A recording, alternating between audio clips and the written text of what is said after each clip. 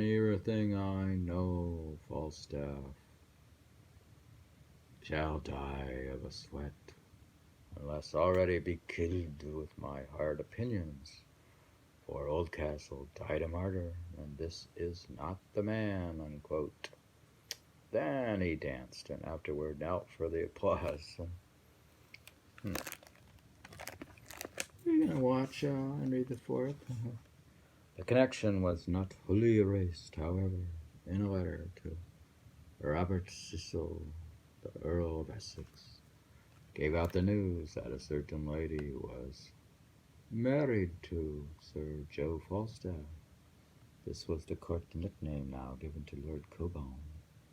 The name of Oldcastle was also still associated with Henry IV, and, in fact, the Lord Chamberlain's men played for the Burgundian ambassador a play entitled Sir John Oldcastle.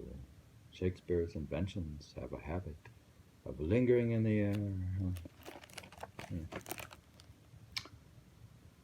Oldcastle, or Falstaff, is at the center of the play. He is the presiding deity of the London taverns, who takes the young Prince Hal, heir to the throne. Within his paternal capricious embrace, he is discomforted only when Hal, on becoming sovereign, repudiates him in bitter terms. Hal has been compared to Shakespeare in that respect, disowning such supposed drinking companions as Robert Greene and Thomas Nash. It may be significant that Greene had a wife known as Doll, and that Falstaff's weakness is for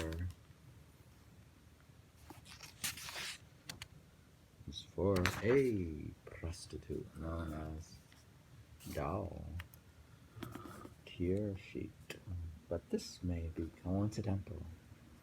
In any case, Falstaff is too large, too monumental to be identified with anyone in life. He is as mythical as the Green Man. He has become perhaps the most recognizable of all Shakespearean characters. He now appears in 1,000 different contexts, from novel to grand opera. He became famous almost as soon as he appeared upon the stage. One poem notes that, quote, "But let Falstaff come," unquote, and, quote, "you scarce shall have a room," unquote, in the theater, and another celebrates how long, quote, "Falstaff from cracking nuts hath kept the throng," unquote. When Falstaff came on stage, the audience were silent with anticipation. It was indeed the presence of Falstaff that rendered these plays so popular. The first part of Henry IV was reprinted more frequently than any other of Shakespeare's plays.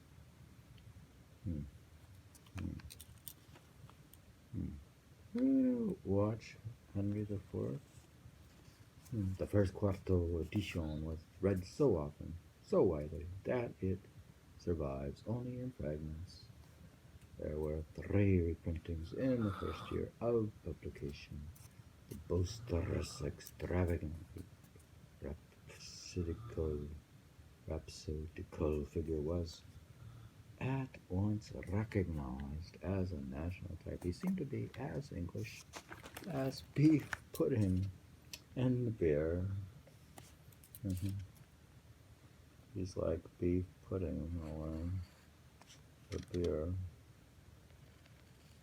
A great fighter of authority and pomposity. A drinker to excess. He drinks. A rogue who canceled his crimes with wit. He is an enemy of seriousness in all its forms, and thus represents one salient aspect of the English imagination. He is filled with good humor and good nature, even when he is leading constricted soldiers to their certain death. In that sense, he is above mere censor. He is like one of the Homeric gods whose divinity is in no way impeded by their willful behavior. He is free from malice, free and free from malice, free from self-consciousness. He is in fact free from everything.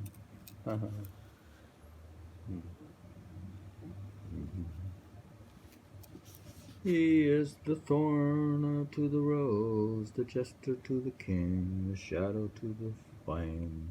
His instinct for bawdry and subversion are part of his language that parodies the rhetoric of others, and follows its own anarchic chain of associations. We have already seen how he translates gravitie into gravie. That's cool. Can you do that? Whatever can be thought of, Shakespeare says, Falstaff says. Shakespeare took comedy as far as it could possibly go. He seems to be a master of comedy and tragedy, and all forms of either. He was played by William Kempe, the preeminent clown in England, and in Inigo Jones gives a fine contemporaneous description of, quote, a Sir John Falstaff with, quote, a robe of russet, gird low, a great belly, great head, and blade, and, quote, buskins to shoe a great swollen leg, unquote. He was great in every respect, therefore, and Kempe provided the perfect model of the comic fat man.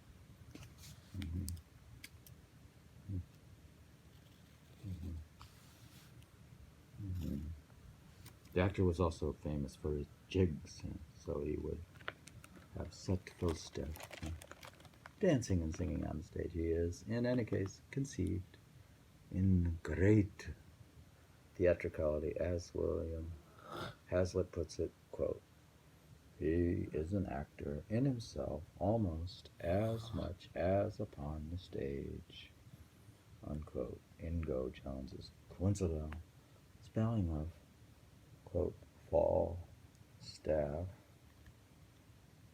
makes a phallic pun.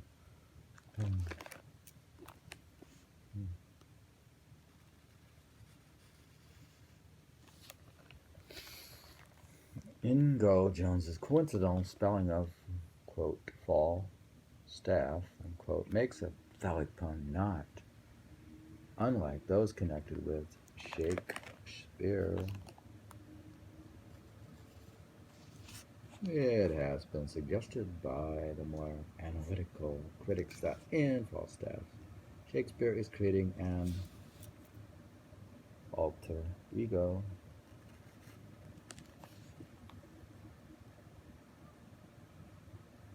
through which all his unruly energy, all his defiant and instinct for subversion can be channeled. Behind the face of Falstaff, we see Shakespeare smiling. So Falstaff deflates the claims of history and heroism on every level, even as his creator was writing plays about these subjects. Though, how can the creator of Henry V also be the writer who revels in Falstaff's unheroic antics upon the battlefield, with his parodies of martial ardor and even his parody of death itself?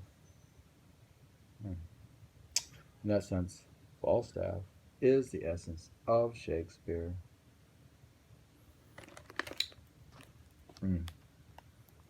In that sense, Falstaff is the essence of Shakespeare, cut free of all ideological and traditional notions. He and his creators go soaring into the Imperium, where there are no earthly values. We would, of course, be absurd. It would, of course, be absurd and anachronistic to portray Shakespeare as a nihilist. Nevertheless, the dissolute and antinomian Falstaff is powerful and energetic because he has the power and energy of Shakespeare. Somewhere within him, it is also worth observing that in the first part of Henry IV, there are certain words of the Warwickshire dialect, among them a micker, one who sulks by straying from home, a doulas, and quote, God save the mark from ancient mercy, of which Warwickshire was a part, in a play concerned with fathers and with father figures. Shakespeare seems instinctively to revert to the language of his ancestors. Hegel said that the great characters of Shakespeare are, quote, free artists of themselves, engaged in fresh and perpetual self-invention. They are surprised by their own genius, just as Shakespeare was surprised when the words of Falstaff issued from his pen. He did not know where the words came from. He just knew that they came. Became unfashionable in recent years to discuss Shakespeare's characters as if they somehow had an independent existence outside the boundaries of the play, but it was not unfashionable at the time. Falstaff and his comic colleagues proved so successful that they were brought back by Shakespeare for an encore in The Merry Wives of Windsor. There is perhaps a further connection between Falstaff and Shakespeare, the relation of the fat knight to Prince Hall has often been taken as a comic version of the relationship between Shakespeare and the young man of the sonnets, in which infatuation is succeeded by betrayal. The twin act of older and younger man in that sonnet sequence has also been related to Shakespeare's longing for his dead son. There were some of the forces in this life that, in this period, propelled him towards a supreme poetic achievement. We had read from chapter 51, his company, unlettered, rude and shallow. Very rude. They're very rude. Or Shakespeare's. Reading the biography of Shakespeare, chapter 51.